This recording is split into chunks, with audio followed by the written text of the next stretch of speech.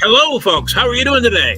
You're right. It's off night, and it's time to look at the brick wall and stare. That's what I'm staring at, the brick wall. And I gotta tell you what, we're gonna bring you to host and MC, Mr. Mark Sweetman. Hello, Mark. Oh, I hit the wrong one. Hold on. Here we go. What did I do wrong? There we go. There I am. All right. There you are. You're there, man. You're on I'm there. There I am. Welcome to the off night. Let's bring Andy back out there. My co-host. What did I do wrong here? Oh, here it is. Right here. Not for crying. Hold on, just a second. Got that. No, I want the other one. Oh, here we go. Right here. Hello. And I'll turn off the music. Yeah, there we go. And there I am with the brick wall. Oh, and Andy. There he is. There we go.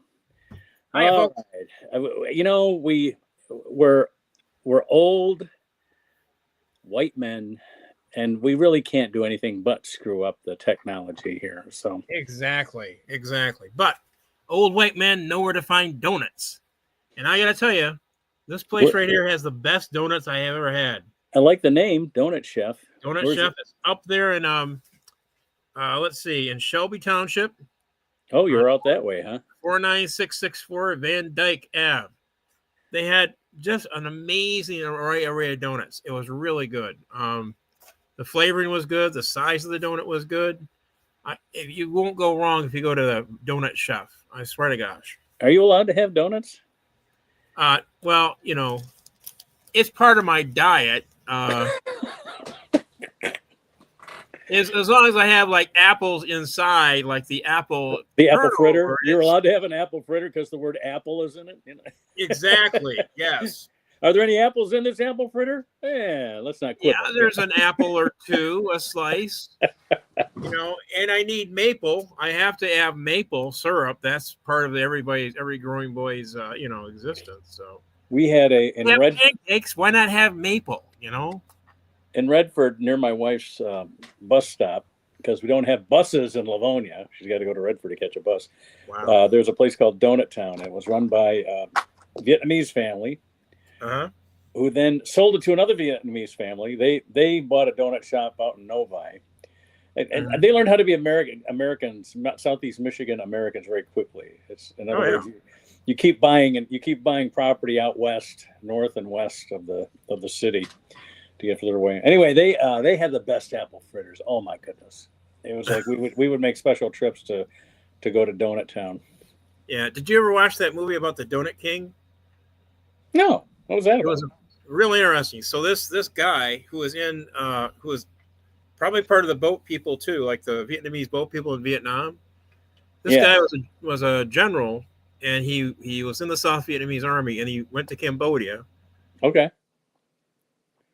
Was taken off that and got onto one of the boats, and then he was able to get himself to the United States. And what he did, or how he got there, is that they bought up these places to help. You know, they basically trained at donuts. So he got into Winchell Donuts and learned how to do the donuts. Then he started to buy donut franchises. Donut franchise. Oh, okay. So he would bring other boat people in to work at those franchises. So he basically was like a conduit for bringing people from Cambodia, and he like had like 100 different donut shops. Wow! By the end of it's a fascinating story. If you ever get a chance, the Donut King. Is this like a documentary or? Yeah, it's a documentary. All right, I'll check it out sometime.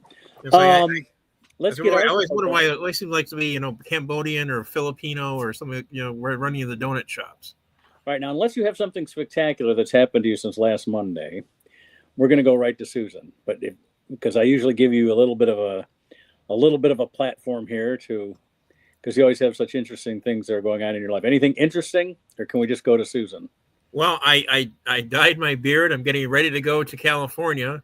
Now, Jason and I were talking before you got here that we thought maybe you weren't here because you were on your way to California already. So, what's the date? What's the date you head to California? I'm getting my powers on the 21st of November, and then I'll be out there helping the kids.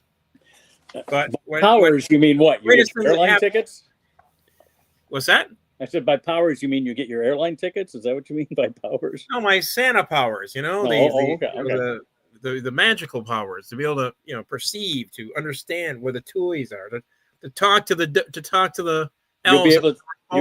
You'll be able to tell who's naughty and who's nice. Well, we don't do that anymore. We say good choices, bad choices. Ah, have you seen the Target commercial with Santa where she goes, how do I get on? He's got like a date with somebody. He's out, and I guess he's playing Santa because there's no Mrs. Claus in this whole scenario. And she says, how do I get on the naughty list? He goes, you want to be on the naughty list? Oh no. She realized what she was saying. How do we get on? You want to be on the naughty list? It's very cute. It's a Target ad. I mean, I can usually those are the type of ads because they're so funny. I don't remember who the product or what they're trying to sell. Yeah. Anyway, well, the only interesting story I had was that I got called in for maintenance. I was going to end my final days with Uber today or tomorrow. No, congratulations! But I think my final days actually came early. They sent a maintenance thing on email when they were supposed to be sending it on text. So I had to blast my car in on Saturday I lost the whole weekend of driving. Oh no! But anyway, it's fine. It's over. It actually is very pointed for my exit from the Uber world. So wait, is this an exit from the world? You're not after Santa's season is over. You're not going back to Uber. I am trying my best not to go back to Uber. What gig do you have set up for after the Santa season? Well, I'll probably be driving bus. I have a bus license. Oh, there you go. Applying towards different bus driving jobs. Hopefully not school bus driving, but maybe you could do that. Maybe you could do that. Maybe you could do that Ann Arbor to Detroit run. That's only about. I would love to do that. That would be about 3 runs a day. Yeah.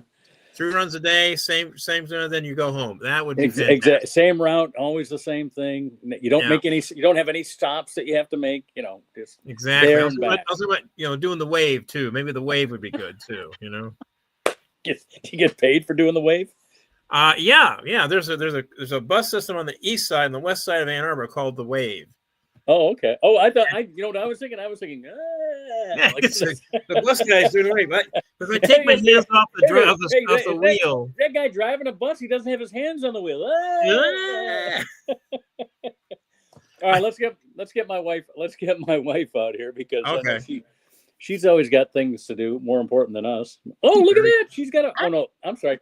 I thought you were in front of like a hillside. That's a quilt that you did. That's behind her there. And horses. Oh, very nice.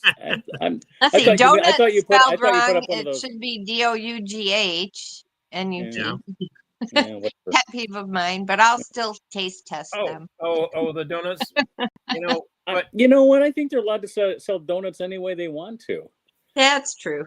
I mean, it's just I understand. It's like, but how many other donuts with GHE are out there? And you know what? I'm sure that whole spelling of donut came about when somebody said, all right, I'm gonna make a sign for you, but I charge by the letter. All right, take the UGH out. Yeah. DO covers the dough part. We don't need the UGH. But anyway, to keep it low. I like those apple fritters too. Eat an apple every day. weren't those Donut Town at 5 Mile? Yeah, and, they're the best. They were so good. So good. But the doctor says no more. Oh well. Oh. Now I get to enjoy my raspberry. Now I get to enjoy my raspberry vinaigrette salad. Yeah. You go to the Save and get the sugar-free donuts. It's basically flour in your hand. But you know what? Even if there's no sugar in it, there's all kinds of carbs just from the wheat. Oh, that's true. I'm diabetic. So Friday you get your powers, huh? So have a good trip to the North Pole there. Yeah. I heard the elves might unionize. Well, they do have a union. It's called the ELF, the Elf Labor Federation. Oh, there we go.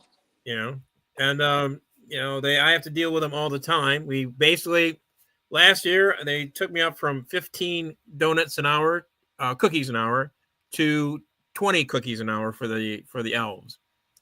The hot chocolate's free. The hot chocolate is free. So now, when I did Santa, I heard the tree ones need to unionize.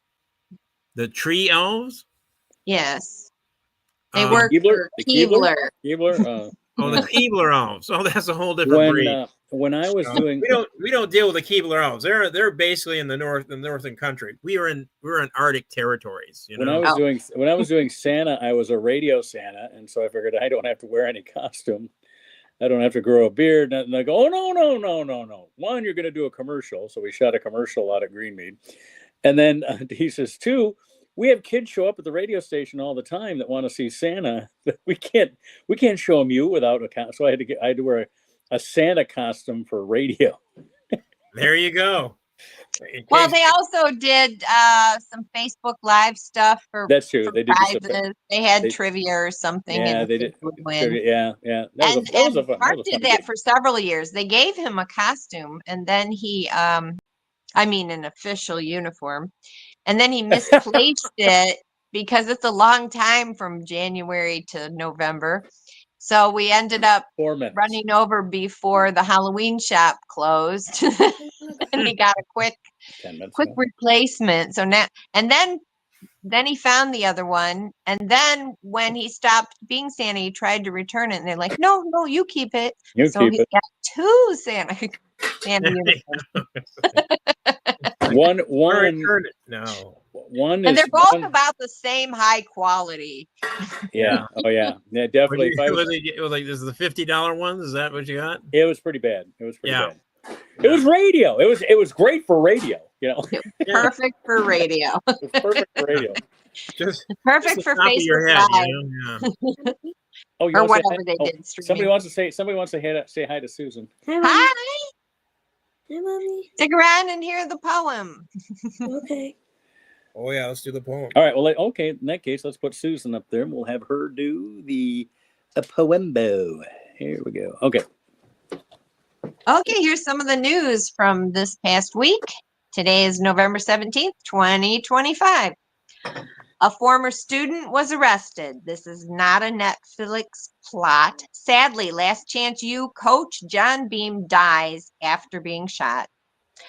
Costco's Kirkland tequila says agave, but it turns out that's not true. A federal lawsuit will find out. Just what is Costco going to do? Costco will likely sue their supplier for false representation somehow. But hey, there's a big tequila scandal going on in Mexico right now. Agave farmers protest the CRT and accuse the large distillers. Is there wide corruption? Maybe tequila with cheaper than agave fillers. And was Operation Charlotte's Web orchestrated by the clown? Charlotte, a thriving city's business districts have shut down. North Carolina descended upon by federal customs and border patrol. I think these attacks on immigrants. Whoops. I'm sorry. I got to repeat that last line or it won't rhyme. North Carolina descended upon by federal customs and border protection. I think these attacks on immigrants may be giving the Prez an erection. And that's your poem. I'm screwed that up, but I'm always glad you saved your last laugh line for last because I'd be interrupting the poem with my burst of laughter at the end. So good punchline at the end there. All right, let's get who out here. We need Jason. Oh yeah, Jillian said good job, Mom. Oh, okay. Thank you, Hi, sweetheart. Hi, Susan. Thanks for the poem. You're welcome. Everybody have a good week. Didn't bring the show to a complete halt. I know you guys introduced me to you know who. It's like you're invoking Satan or something. It's like, hold on. Well, how's your Uber driving going? Fortunately, I don't have to do it very much Or anymore. your late night round and round and round. Yes, I mean, don't think that I'm above it because I'm sure when I get laid off again, I will be right back out there chasing the little carrot they dangle out in front of you. But if Andy can manage to eject himself from it, I say hats off and good work. And the more of us who kind of tell these giant, large, algorithmically driven fangs that have sunk deep into the neck of the working class to exsanguinate every bit of digital currency that they can, so that man-bun billionaires can stumble around in the back of their foam mansions out somewhere in South California somewhere. Here comes the rant. It's already here. It's here. I feel it. It's only 5 minutes into the show, man. And for those of you keeping track at home, it's 8:16, and I'm already wishing Well, death Mark's upon parents would remind him that Santa sends a bill. Yeah. We get an invoice. You can't have that for Christmas. Hey, now hold on. I wear a Santa outfit. I get a restraining order, so I'd like to know. Is it just because mine has a trap door and it's in front? I mean, what exactly am I doing wrong here? Well, You're putting it on backwards. Good choices, bad choices. It's no longer naughty or not. You just got to learn to make some good choices, okay? Okay. 16 minutes till the first pedophile joke. Oh, no. Well, and not only that, I brought out one of my old belts so that I could show you my new David Carradine costume. Exactly. It's talking about naughty and nice. When they say there's no good way to die, there are absolutely better ways than others. There are certainly some terrible ways to die. Yes, and his would be, probably top of the list. Yeah. David Carradine. Turning yourself into a David Carradine wind chime is probably not exactly the way that you wish to be remembered. You worked so hard on Kung Fu and Kill Bill. And then to leave us that way is just embarrassing. He didn't want to leave. He was just doing something. Yeah, it was. It wasn't like he wanted to leave. It was like there might not be a good way to die, but there are some really bad ways. Yeah, everyone makes a mistake now and then, and But we hope they're not fatal. No, we.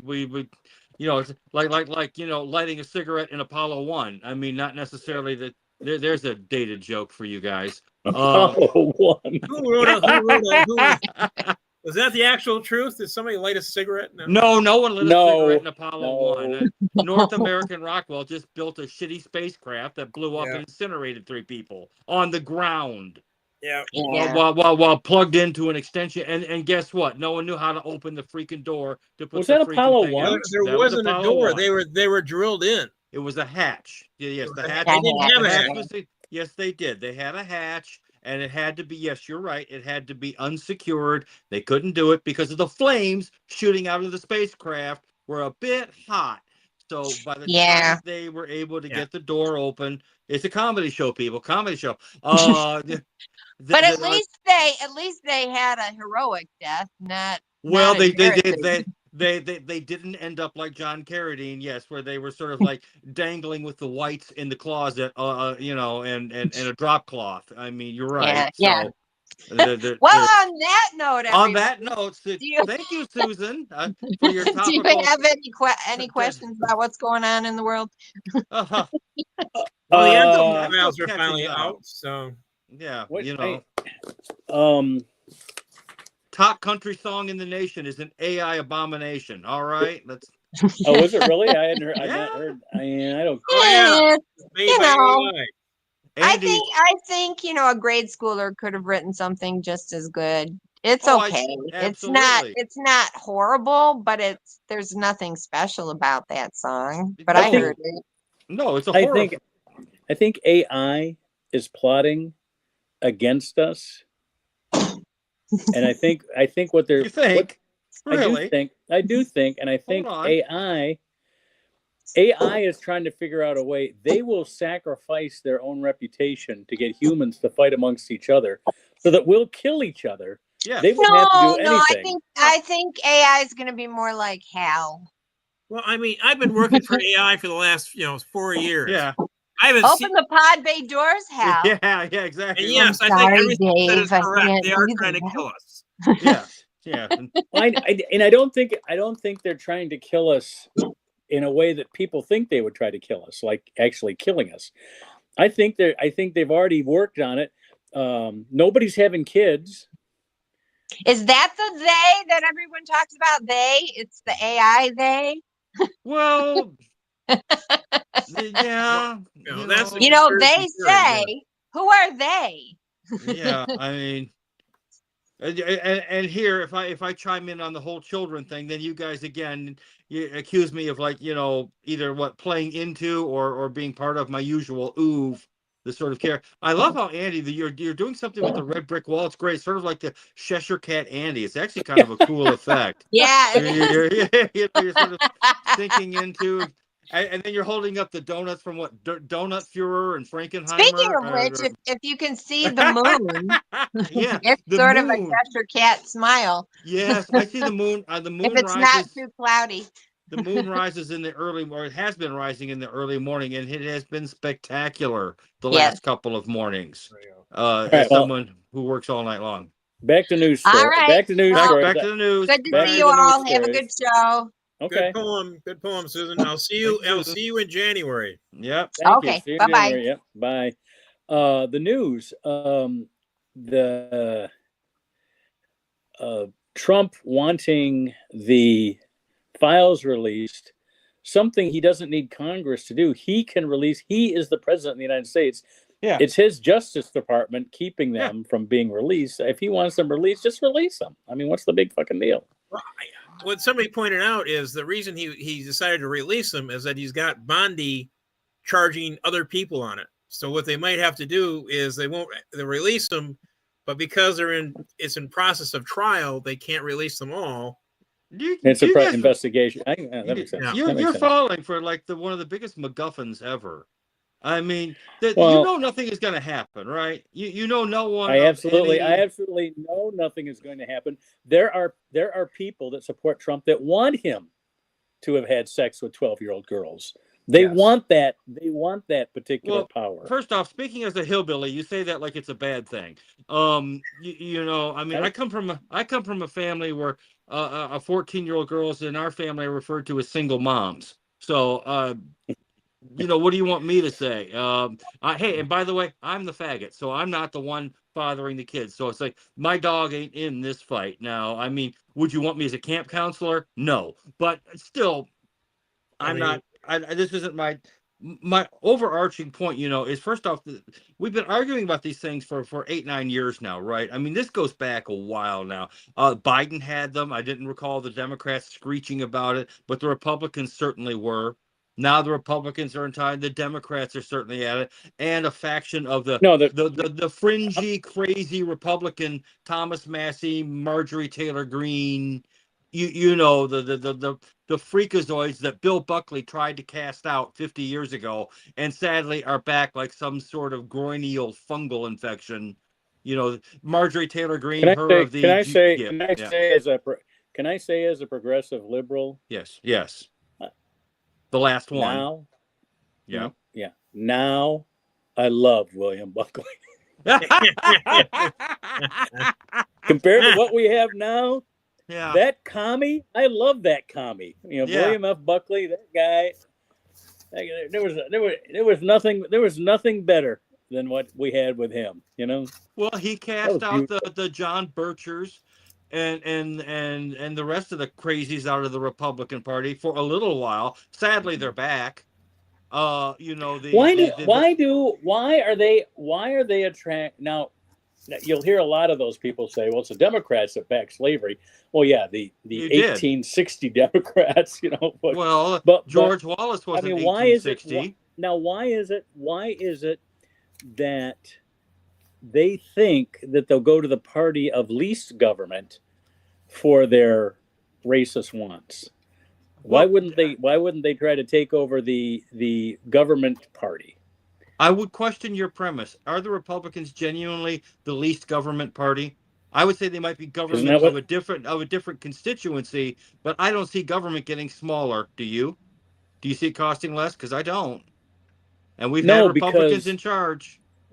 No, because what Republicans do is they say, we're going to reduce all this toil that the government puts against you. Yeah, I know they say it. I know they say it. Just like Democrats are going to make our big cities better and safer, right? Yeah, I guess you want to call it that. I mean, if you want to get Frank Rizzo back from beyond the grave, I'm sure that'll certainly go over well. You I would know, argue Frank Rizzo. I the tell you what. There's some people that poo-poo that, and I understand why, because Frank yeah. Rizzo was in with the unions and the mob and everything. Yo, But you know, there's a lot to be said, and I'm not saying I'm not backing this. I would never support this. I'm just saying there's a lot to be said for breaking somebody's fingers. sometimes it gets the point across, doesn't it? You know, It it's like, does get the listen, point across.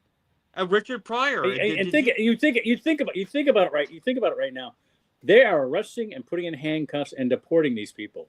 Good. What if they took a stick and bashed them in the head?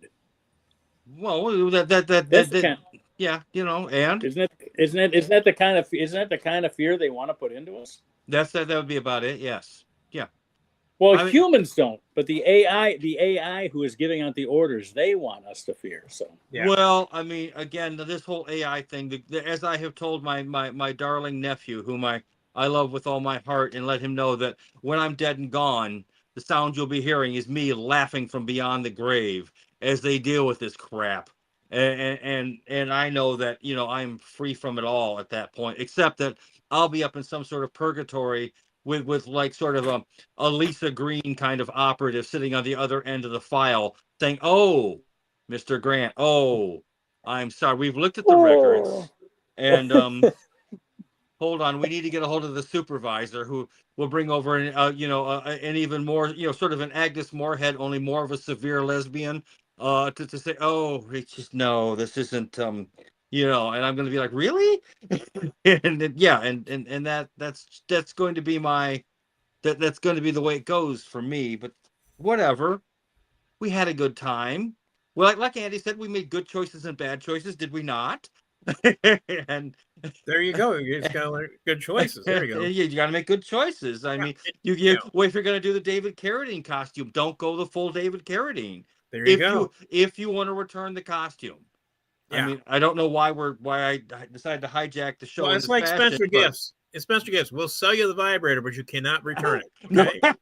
No, I'm not going to ask how you know that, but I'll take your word for it. Well, I worked at Spencer Gifts. It was a fun job. I mean, it's like that's where suburban housewives got their sex toys. I don't think you really want a used vibrator. No. Take a shot. Not. And clearly they didn't know how to work because I see teeth marks here, so someone didn't quite read the. Well, they always try to return because it's just a joke. We had it as a joke at a bachelorette party. And we want to return it. Is that possible? No. No. She's gonna need it probably about 2 years. Okay. Yeah, about 2 years, more like 3 or 4 weeks. I mean, who are we kidding, right? Do you ever wonder if we're going to get to a point where all of these sex toy products will end up being like baseball cards and Hot Wheel toys, where they're more valuable if they're still in the original packaging, there you go. Like they were never used or anything. You're proving that Woody Allen in Sleeper was more on point than we knew when we had the Orgasmatron and the Orb, and what's her name had a master's degree in oral sex, and he finds an abandoned VW in a cave that starts right up. Yes. It says, they made these cars great. They really built these things. They really did make these great. Yeah. You know, I mean, yeah. Although I have recently watched the Annie Hall scene, because again, all the stuff it's online. It's great. Him having dinner with Annie Hall's parents, and they're having the ham dinner. Yes. At the Waspy. She looks at Wasp. She looks at him and all she sees is the Hasidim.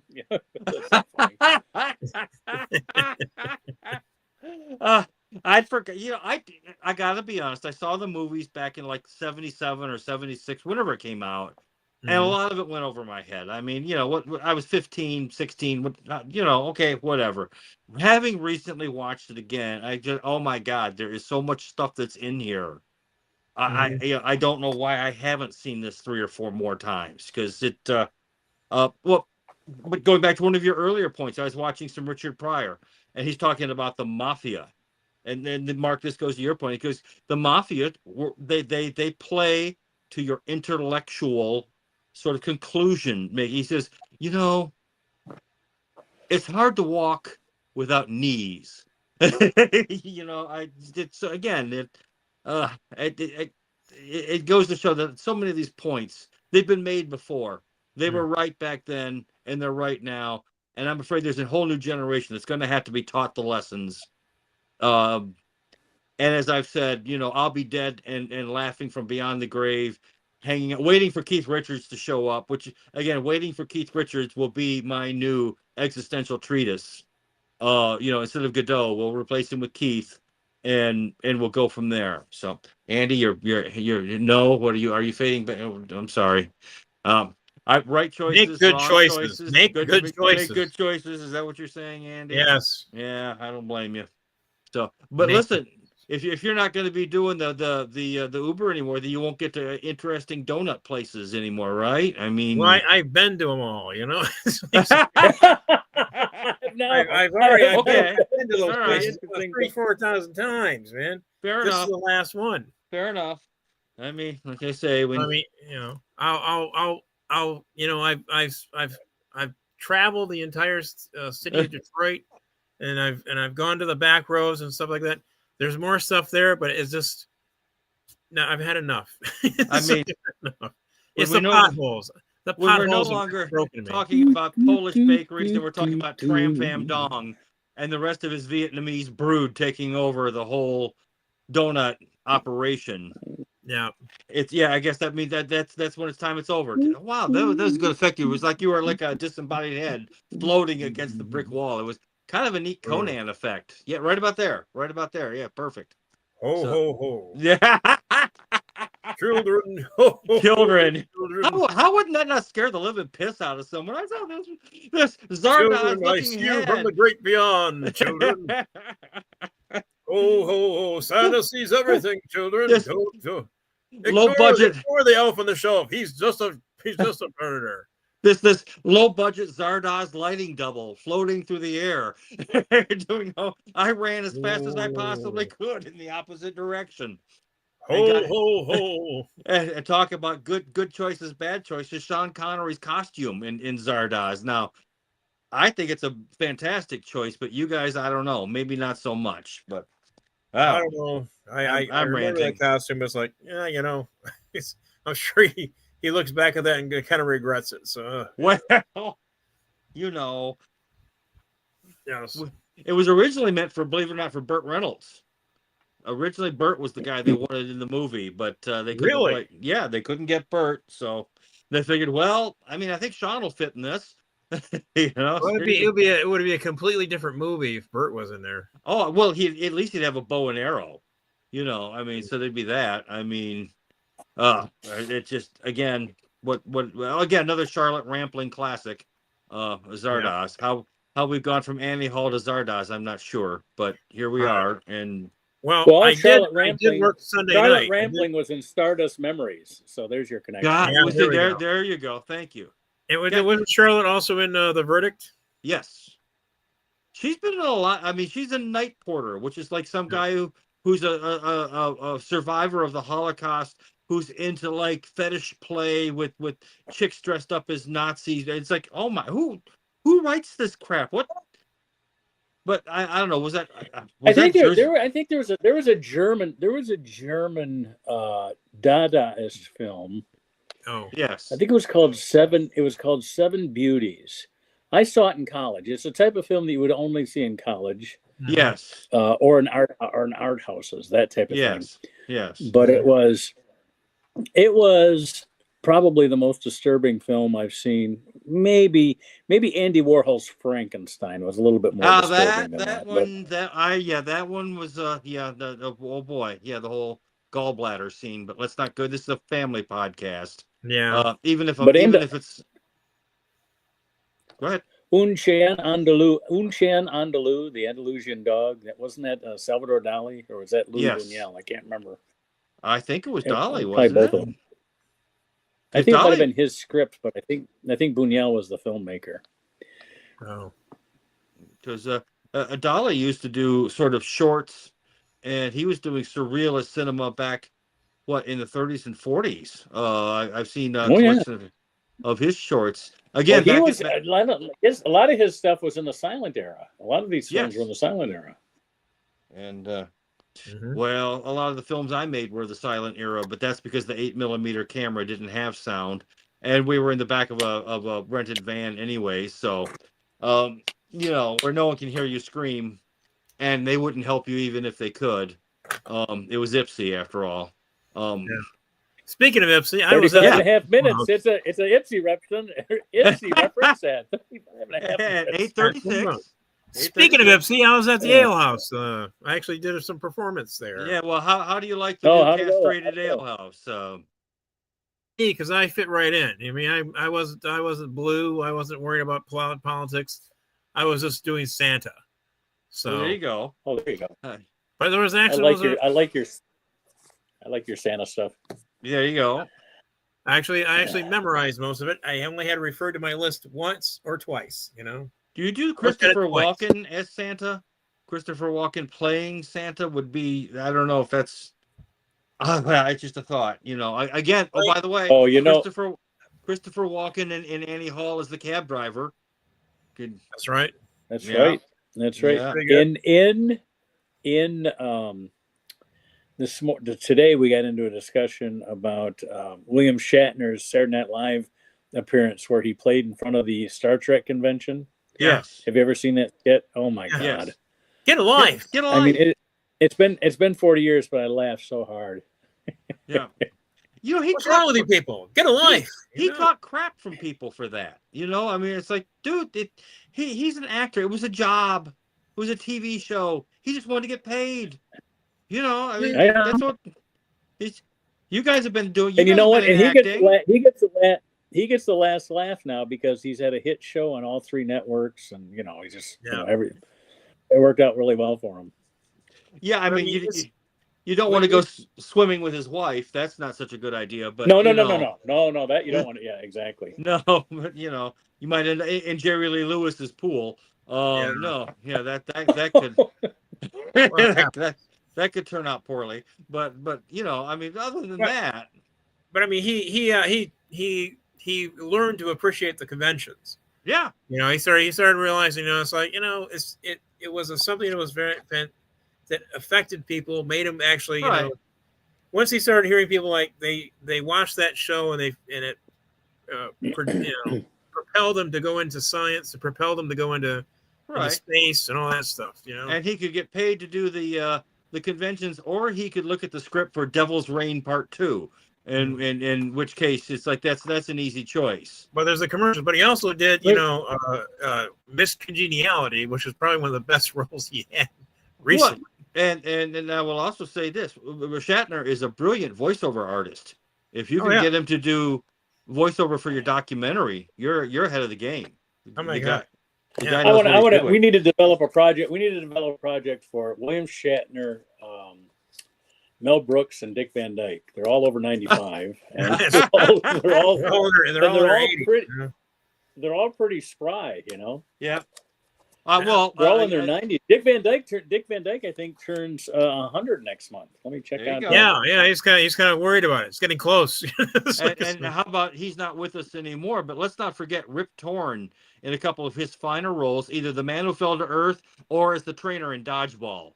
God, Dodgeball. Yeah. What a great film. Dodgeball is one of the greatest movies of the early 2000s. It is the Citizen Kane. If you can dodge a wrench, you can dodge a ball. Dodge a ball. All right, queer bait. This one's coming at you. This one's coming at you. and again, it was, and then also has Stephen Root, one of the funniest actors God ever put on earth, who can play characters like the executive in No Country for Old Men. Yeah. Or he can play Melvin in Office Space. Both films of equal gravity, I would say. Or in the TV show News Radio. The recent one that he did with he was great in News Radio. News Radio was great. Yes. He's what was it? It was a show. Good. You're doing that head. The killer that went into acting. The killer that went into acting. Oh, was it? The hitman that went into acting. I have no idea. I didn't know. I haven't seen much TV lately that I should. Oh, this has been going on for about 4 years. They finished it, but it was about this hitman that just ended up going into an acting class with Henry Winkler as the teacher. Henry Winkler just I know who you're great talking. job. Oh It's yeah, called Barry. The show's Barry, called that's I it. know those Barry. shows. yeah. If you haven't seen Barry, Jason, you have to see Barry. I think that my cultural references are getting a bit stale. I'll admit. It's time to freshen them up with maybe something that was made in the last, I don't know, 25, 30 years or so. Yeah, I mean, but Barry is good. Yeah. and it has Stephen Root in there, so there you go. that's I what I'm mean, saying. the last serial killer thing, Dexter, I wasn't able to sit through a single episode of that. And it's like, oh, please, this is just, I can see a dozen different mistakes you're making. You'd be caught in no time. Let's not, come on, you're insulting the audience here. You're just, you need to do better. No, Barry's a little bit play it out a little bit better. I mean, it's just hilarious. But Henry Winkler as the acting coach is spot on, Yeah. Well, let's not forget, somewhat tangentially related, Grosse Point Blank, which again, another hitman involved in that high school reunion with oh gosh, who was the lead in that? But Cusack. I know Cusack. John Cusack. Yeah, John Cusack, right before he was a good lapsed film. into total. Yeah, it was a great movie. Did they actually shoot that in Grosse Point or no? Mark might know. I don't know. I think they did second. But the second unit outside stuff, but I think they may have shot the inside. Shot some exteriors, that kind of thing. Yeah. I mean, well, in fact, I've got to go back and review. I haven't seen it in ages. The Big Chill, which has a lot of Ann Arbor and U of M references. Yeah, and of course, Kevin Costner, who notably plays the corpse in that movie. It's on Roku. I was actually watching it on Roku recently. Yeah, Jeff Goldblum. So Dick Van Dyke has 26 days till his 100th birthday, and there's a story today where he said, "Wouldn't it be funny if I didn't make it to 100?" He's gonna pull a Betty White on us. Betty White was all scheduled to make an appearance at her 100th birthday, and she missed it by 9 days or something like that. Yeah. I mean, George Burns, he made it to 100. He wanted to get that far, but but like half an hour after turning 100, it was like, okay, lights out for Jerry. Say goodnight, Gracie. And Mel Brooks still has 7 months before he hits 100. Yeah. Wow. So, although I still like Mrs. Mel Brooks in The Graduate. Anne Bancroft. I met Anne Bancroft. Yeah, you told me she was at the bookstore or something. At the bookstore, yeah. She was buying chicken soup for the soul. I could see that. And I asked, if I was, you were going to play with a credit card. Do you want me to use your credit card or his credit card? Right. She said, use his credit card. It's presents for him. yeah. Again, I had to recommend that movie to, again, my dear sainted nephew, to again, a time gone by. Although, again, the end of The Graduate, one of the greatest endings of all time. They're running away. They're full of all that youthful energy. They've escaped the clutches of their parents. They're in the back of the bus, and you just see that look on their faces that just all kind of drains. Yeah, and kind of dawns on. Yeah, and Nichols. What do we do now? Yeah. And Nichols keeps the camera rolling, and rolling, and it doesn't stop. And you see a similar sort of ending with Midnight Cowboy, which also ends on a bus. And again, which is also about a couple. Although, Dustin Hoffman is nowhere near as good looking as Catherine Ross. She was certainly at the peak of her powers. Although, I don't know, Butch Cassidy and the Sundance Kid or The Graduate. You guys pick. Well, goes up, but also, Stepford Wives. God, I'd forgotten about Stepford Wives. That is, to borrow from Ned Rice, not as funny as I thought it would be, but still. still, as I thought it would be. yeah, Still very chilling. still enjoyable, still very lighthearted. Did you guys ever see the remake with? Did you ever see the remake with Nicole Kidman? Oh my God, Was that any good? I never saw that. They try to make it a comedy, and that's oh no, and that's the issue. Oh, and then, another one I didn't see was Nicole Kidman and Will. Go ahead. Nicole Kidman, and Will Ferrell in Bewitched. That had to be horrible. I'm guessing. Oh, not good. Not even if you had David Lynch directing, which actually might have worked. I like that. Yeah, if you can get Lynch on that project, you're good to go. But anybody else, I mean, no. Will Ferrell is Darren, not so good. No. Not good casting. So what was the Will deal? Ferrell is only good when his characters he creates. Yes. Yeah. Bobby, whatever his name was in Talladega Nights, and the Anchorman, and any of the characters he creates are dead solid. Elf was a great character. I mean, Buddy the Elf, that was just such great stuff. And I gotta believe Phil Hartman had his career short, or otherwise he would have filled a lot of those places as well. I mean, it's a shame that he was rock solid. He was brilliant creator, brilliant actor. Great comedian. Knew how to come up with people and bring them. I used to love when he'd do the anal retentive chef or the anal retentive carpenter. It would always end up in some horrible.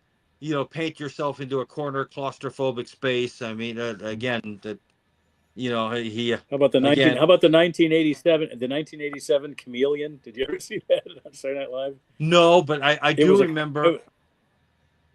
Oh yes, the car. Yeah, the car. The car. It's made to look. When a thief sees this, he thinks, "Why bother?" Wow. We all know the interior is right for you, folks. Yeah, all the luxury. It was basically a luxury automobile made to look like a. It's a luxury automobile made to look like a lemon, so that people are fooled. The alarm system was an oil leak. Yeah, you press the button, it's spring an oil leak, and just something says, "Why bother?" Yeah, that's. What was the name of what was the name of the Cadillac? The Urban Cadillac, or was it? Yeah, well, again, I've had cars like that. I bought one of my favorites was a Buick. An Oldsmobile, and the car on the interior was great. The engine was amazing, but this guy been an electrician for a Ford plant, so this was his go-to Ford in Detroit everyday car. Looked like a nightmare. It was a horror. It was pristine without the charm on the outside, but what you got behind the wheel, and you had the full 327 with the 4-barrel carb, and you could do all. It was a great car, but as a if the American automobile companies paid as much attention to everything outside of the drivetrain, they'd probably do a lot better. Because my kids have Fords, we had Chryslers. My mom only bought GMs. These motors go forever. Yeah. But it's the entire rest of the car rusting out around it, But have you seen nowadays most modern cars, Mark? They are just filled with the most electronic crap you've ever seen in your life. It's like you're driving an arcade. It's I don't know. I'm not worried about it because in 3 years I won't be driving them. In fact, I wrote a joke yesterday. I said, you know what? I'm not going to drive at night anymore, so you guys can put your high beams back on. I'm not going to bitch about it anymore. Well, you've already talked about how your children are told, you're playing Russian roulette with the will. I mean, exactly. I'm telling you what, I am not. What was the line now? Some of you kids are going to do all right. The other one, well, not so much. No. It wasn't. It was about the. Oh, I know, the high beams. I'm not saying the bright lights on the highway are getting brighter, but my last car I bought with a Geiger counter. Oh, yeah, there you go. That'll work. Yeah, I'm going to try and get out to Ned's Thursday the night. hearsay? Yeah, the Thursday Hearsay. night. I want to Thursday get out night. to that.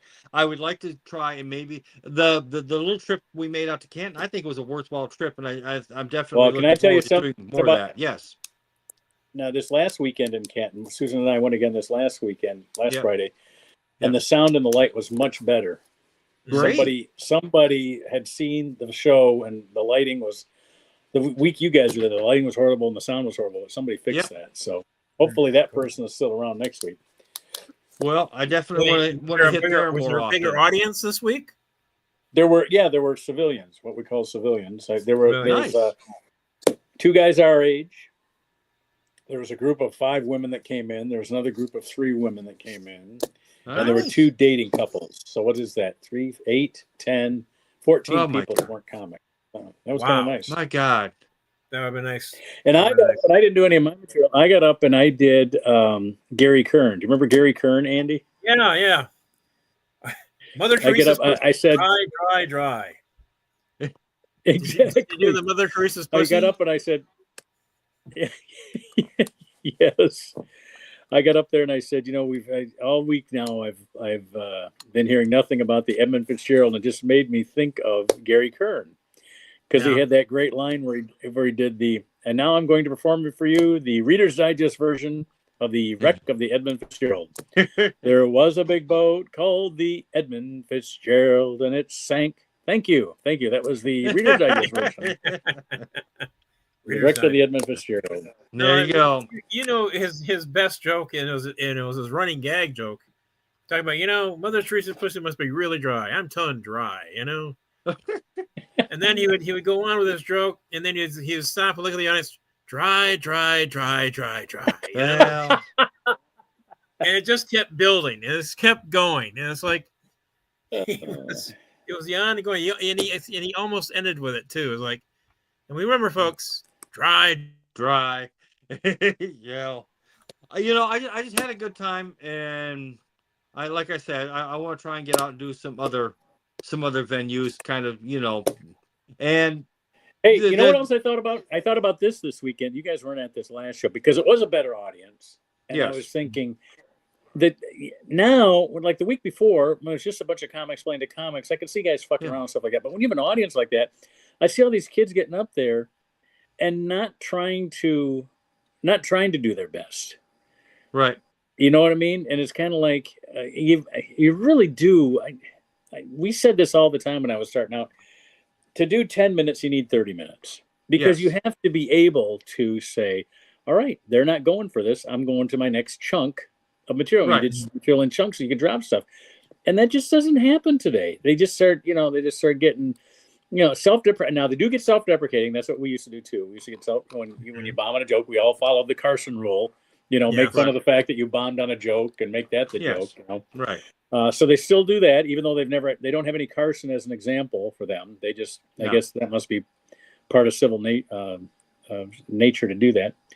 But it just disappoints me that people don't try. I don't think, and I wonder if it's they see their favorite comics look like they're not trying, and I'm trying to tell them they have mastered the art of making it look like they don't care, because you have to tell the audience with your demeanor, relax. I'm going to get funny. I'm going to be up here 45 minutes. Please don't die on me at minute 5. I'm going to be up here for another 40 minutes. So stay with me. And you build that up. You figure that's why we do all these shows where they suck, Yeah. Well, I mean, I'm beginning to realize who they're actually looking at. And I kind of think it's like, is it Nick Barkstrom? Is that it? Nick who? There's a comic out there who's very popular right now, and it seems like all the comics are trying to follow him. Are you thinking of Nate Bargatze? Yeah. Nate Bargatze? Yeah. I like him. But the thing is, that's the thing about Nate Bargatze. He's been around 15 years. He didn't do this yesterday. You know what I mean? No, but what I'm saying is that they watch him, and I'm seeing like they're trying to follow his pattern. And his pattern is more story, and it's more story. It's not like one-liners and joke, act out. he's basically just all right. going along and saying, what "My I'm- wife." He's doing. What I'm family saying is, what I'm saying is, Nick, I did a lot of family stuff too. I did a lot of storytelling. I didn't start out that well. I started out with about 14 jokes. Yes. Yeah. And I wrote 14 jokes, all disconnected, all had different, in different areas, different things, and they were like one-liners. Those eventually became the basis of stories because it was kind of like, oh, they're really laughing at this one. How about I do more? How about I do a tag on that particular joke because everybody liked that one? Now I got 2 jokes out of that. Then you get your chunks, Yeah, but see, what I saw last night is they just took the stories. They didn't put any chunks of it. They felt that the story was enough to carry it, and that's what they're kind of learning from. The thing that I've always thought about is that you should also have kind of a toolbox. You should be able to kind of read the room, figure out where you can go. You can acknowledge when something's bombing. And that way I want to say they weren't succeeding, but I'm saying that they're trying that tactic. Yeah, they're trying the story tactic to cover that they don't have jokes. Right. You know what I'm saying? So well, you need sort of a another thing that I see happening. Another thing I see happening too is where comics are poo-pooing or sort of ridiculing comics that do crowd work. Oh my God, you got to do crowd work. You got to do crowd work. You absolutely have to do crowd work, and you don't have to be Don Rickles. You don't have to do just crowd work. No. You know what I mean? Because that's all pretty well manufactured. But you got to get some practice in there. Dana Gould said that when it comes to sort of addressing and talking to the crowd, you just have to understand they are on your side, and they just want to know that you're on their side too. And that once you do that, once you sort of establish that, it's okay. They're gonna give you some leeway. They're there to be entertained. They're there to have some fun. So just that allows both sides to sort of relax and realize that no, hold on, let's just have a little fun with this, and we'll move on. I mean, you see, Tom Walma is the guy who takes some chances by doing some of the most alienating. This is coming from me. Some of the most raunchy and alienating stuff till he digs himself into a hole so deep that, again, as a comedian, I'm laughing my goddamn ass off. I'm like, oh my God. I love Tom. Yeah. I think Tom Walma. Tom Walma is the type of guy. Tom Walma reminds me of Geechee Guy. Yes. Where when Geechee Guy came along, everybody said, hey, you guys want to go out to Denny's afterwards? And everybody go, all right, just don't invite Geechee Guy. Yeah. Because he was just, but the thing is, Geechee Guy is my marker now for never ever saying anybody is not going to make it, because nobody thought Geechee Guy was going to make it. I mean, he was doing, he sure did, and he had the type of act where comics were going, and guys that did Bill Thomas and not so much Bill would never give up a line. No, what's his name? Passed away last year. Norm Stoltz. Norm Stoltz gave Geechee about three of his best lines. You know what I mean? Just gave them to him. Said, "Oh, I've been doing these. They don't work for me. You'll kill with them." Right. Yeah. Well, and it's nice that you can actually be around some comedians who are willing to do that. Where go ahead, have this, or might come to you and say, give this a try, and it's like, yeah. Okay, I mean, I'm not going to sit here and say, "Oh, you don't understand. I am an artist. I don't take hand-me-downs from." But you don't seem to understand or appreciate the dance that I do with the audience. It's a way of breaking through. It's like, oh, shut up, knock it off with the verbal flatulence, dickhead. Jesus Christ, it's a fucking joke. My God. Oh, but the 2 truck drivers and the Mexican at the Barstow truck stop. By the way, coming in 8:59 p.m. So we're going out with that one. Yeah. Well, you can't have my Soylent Green joke, no matter what you're trying to do. Okay.